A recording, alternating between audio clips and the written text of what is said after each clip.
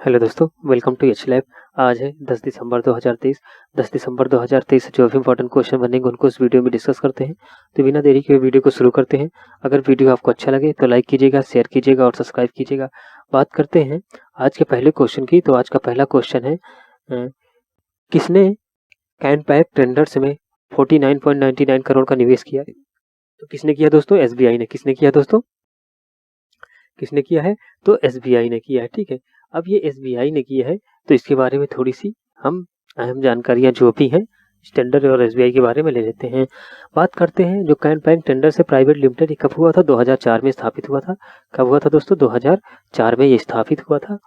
और अगर हम बात करें तो ये पेपर और पैकेजिंग उद्योग में काम करती है। कंपनी विविध कागज आधारित पैकेजिंग समाधान प्रदान करती है, जिसमें फोल्डिंग कॉटन हो गया, नालीदार कॉटन हो गया, लचीली पैकेजिंग हो गया, पेपर बैग हो गया और लग्जरी बक्से आदि भी इसमें क्या है शामिल है। तो इतना आप इसके बारे में याद रखिएगा।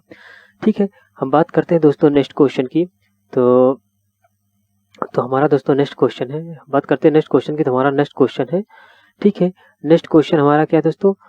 तमिल ईसाई सुंदरराजन किसके विकास को 3 क्षेत्र करेगा? तो किसके उसमें करेगा दोस्तों? किसके उसमें करेगा? बाकी भाई ऑप्शन आपका तेलंगाना सही। कौन सा ऑप्शन है? तेलंगाना। कौन सा ऑप्शन है? तेलंगाना है। ठीक है, अब तेलंगाना की बात आई है। ठीक है, तो अब इसके बारे में और तथा इस जो भी, ठीक है, और इसके बारे में थोड़ा हम क्या करते हैं जानकारी, अहम जानकारी की बात कर लेते हैं।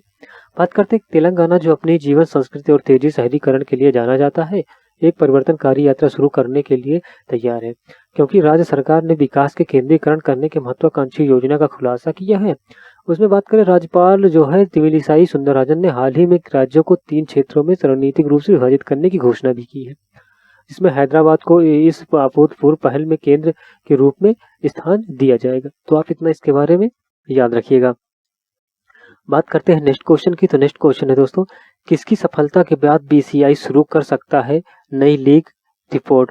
तो किसके दोस्तों? वो क्या है? ऑप्शन ए यानी आईपीएल। क्या है दोस्तों?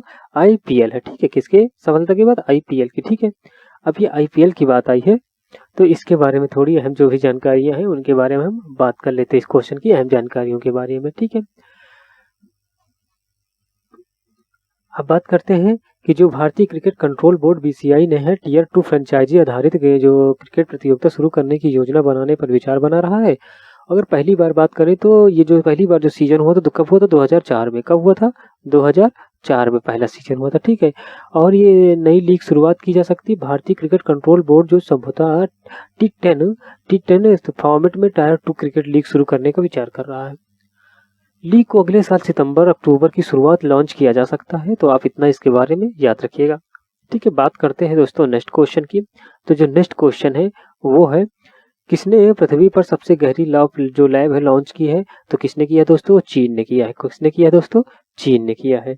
ये कारनामा किसका है दोस्तों? चीन का है। अब चीन की बात आई है तो इस जो क्वेश्चन की जो अहम जानकारियां हैं उसमें थोड़ी हम बात कर लेते हैं। ठीक है, अगर देखा जाए इस क्वेश्चन के बारे में तो बात करें तो चीन है दुनिया की सबसे गहरी जो भूमिगत प्रयोगशाला के संचालन के साथ साथ भौतिक के क्षेत्र में एक महत्वपूर्ण उपलब्धियां हासिल की है। एक रिपोर्ट के अनुसार भौतिक प्रयोगशाला जिसे डीप अंडरग्राउंड और फ्रंटियर फिजिक्स जो एक्सपेरिमेंट है के लिए अल्ट्रा लो रेडिएशन बैकग्राउंड सुविधा के रूप में माना जाता है। ये 24,000 मीटर की प्रभावशाला गहराई तक पहुंचती है। जो दक्षिण पश्चिम चीन की जो ठीक है, सिचुआन प्रांत के जो लियांगसॉन की स्वायत्त प्रांत में जिनपिंग पर्वत के नीचे स्थित DURF अत्याधुनिक वैज्ञानिक प्रयोगों के लिए एक अग्रामिक केंद्र के रूप में उभरा है। तो आप इतना इसके बारे में याद रखिएगा। ठीक है दोस्तों, बात करते हैं नेक्स्ट क्वेश्चन की। तो नेक्स्ट क्वेश्चन है दोस्तों, नवंबर में व्यापार घाटा कम होकर करीब कितने अरब डॉलर कम का है? तो कितने अरब डॉलर का हो गया है दोस्तों? ये नवंबर में घटकर बहुत कम हो गया था। तो ये आपका 20 अरब डॉलर है। कितना है दोस्तों? 20 अरब डॉलर का हो गया। कितने का? 20 अरब डॉलर का हो गया। ठीक है, कितने का हो गया दोस्तों? 20 अरब डॉलर का हो गया। ठीक है, अब हो गया तो अब इस क्वेश्चन के बारे में जो अहम जानकारियां हैं उसके बारे में बात कर लेते हैं।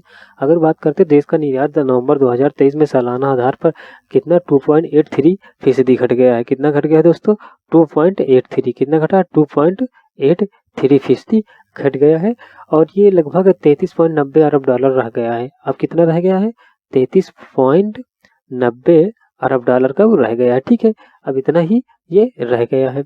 अब बात करें आयात भी जो 4.33 फीसदी का क्या हुआ है, गिरावट के साथ साथ 54.48 का अरब डॉलर का रह गया है। ठीक है, कितने का रह गया है अब, 54.48 डॉलर का रह गया है। ठीक है, आयात घटने के साथ देश व्यापार घाटा 20.58 डॉलर रह गया है, और जो अक्टूबर की निर्यात है वो 6.21% बढ़ा है।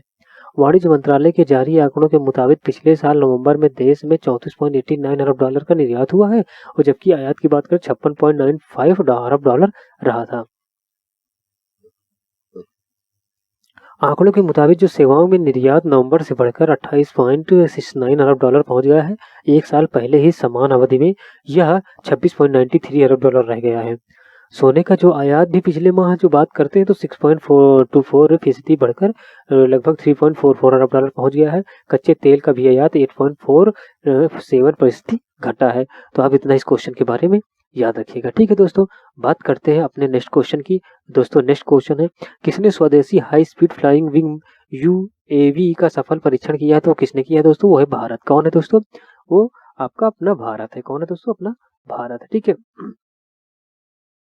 अब भारत की बारे में बात आई है तो इसके बारे में कुछ अहम जानकारियां बात कर लेते हैं। ठीक है, अब बात करें तो इस क्वेश्चन की जो अहम जानकारियां हैं तो उसमें आती बात करते हैं, जो रक्षा मंत्रालय ने 15 सितंबर को कहा कि कर्नाटक में चित्रांगा स्थित एरोनॉटिकल टेस्ट रेंज के से एक स्वदेशी हाई स्पीड फ्लाइंग विंग मानव रहित वाहन जो है का सफल उड़ान परीक्षण किया है, जिसने भारत को ऐसे प्लेटफॉर्म का उत्पादन करने की तकनीक रखने वाले देशों में से एक विशिष्ट क्लब में शामिल किया है।